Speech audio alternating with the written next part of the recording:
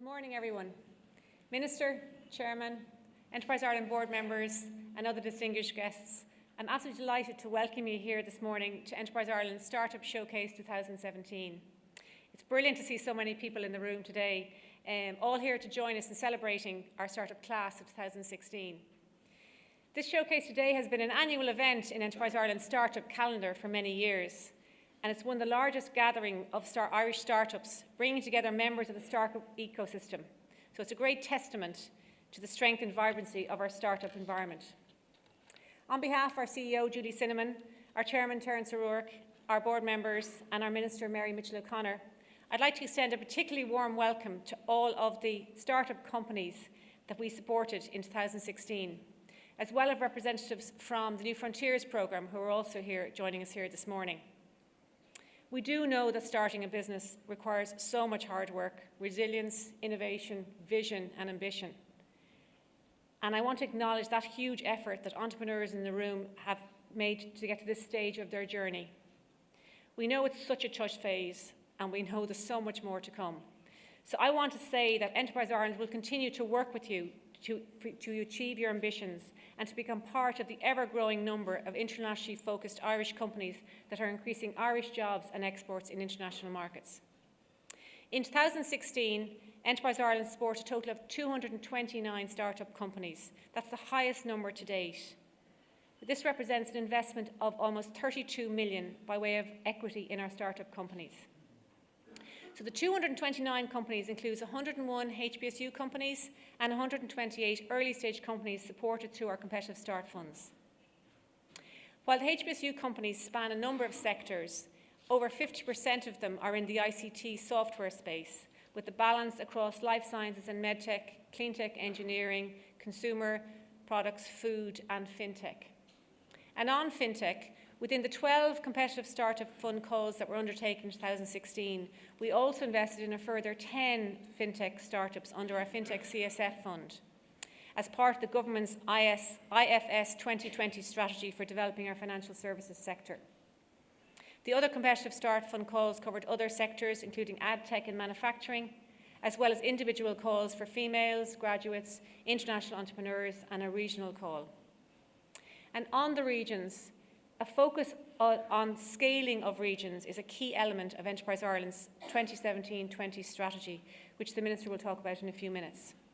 Startups are a critical element of a vibrant regional economy, and these 229 startups will have an impact right across the country, with 53% of them located outside Dublin. You can see on the map behind me the spread of startups across the country. So ensuring a strong regional representation of new startups is a continued focus of our new strategy. And as part of this, Enterprise Ireland also recognises the need to advance the ecosystem for startups in the regions.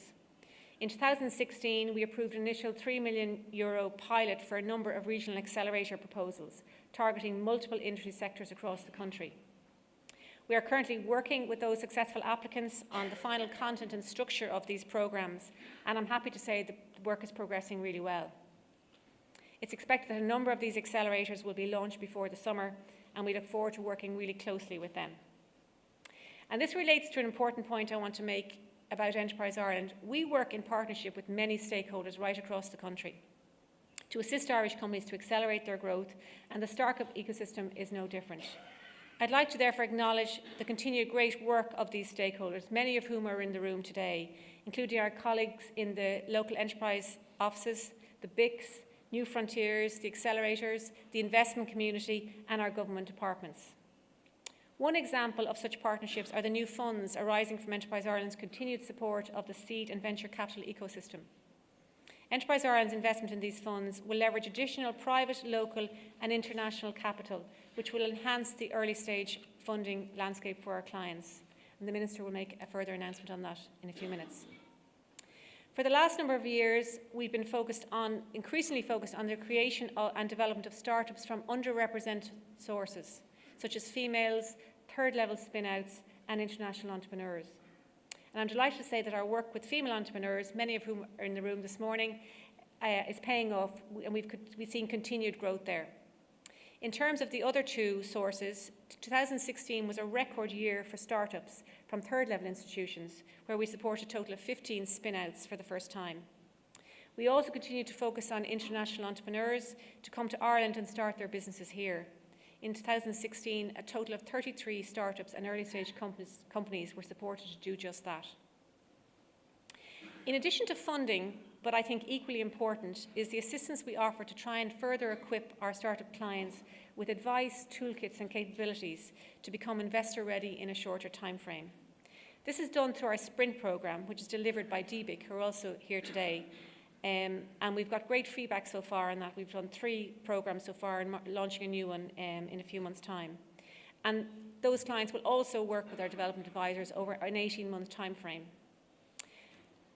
Once then the clients have received a HBSU package, we continue to work with them both on a one-to-one and group basis over a period of 2 years to help them reach €1 million turnover and succeed internationally faster. And to this end, we have created a new Founders Forum, which is fast establishing itself as a valuable peer network where we have almost 100 founders on board at this stage. This forum allows founders to challenge each other and support each other in a positive and safe environment, in addition to gaining knowledge in our masterclasses and talks from later stage founders. This forum is delivered by Select Strategies, and the basis of it is all about founders helping founders to grow. Now, on to what lies ahead for the morning, which I hope will be really interesting for you all, starting with our Minister for Jobs, Enterprise and Innovation, Mary Mitchell-O'Connor, who will address us in a moment. Then we also have one of our 2016 startup clients, VRM Technologies, who's agreed to talk to you for a few minutes about their recent positive experience in exporting in the UK. And I'd like to thank Neil Ryan, the CEO, who's going to say a few words later on. We'll then have our keynote speaker, who we're absolutely delighted to have here this morning, Ash Maria. Ash is the author of 2 best-selling books, Running Lean and Scaling Lean, and is also the creator of the infamous Lean Canvas business modelling tool. Following a short closing by Kevin Sherry, Enterprise Ireland's Director of Global Business Development, we'll move on to the very important business of networking, and that starts around 11. So if I can now ask you to check your phones are on silent, and if you're tweeters, we invite you to tweet about the event this morning, #EI Startups, all one word. And without further ado, I'm delighted to welcome our Minister for Jobs, Enterprise and Innovation, Mary Mitchell-O'Connor, to the stage. Thank you.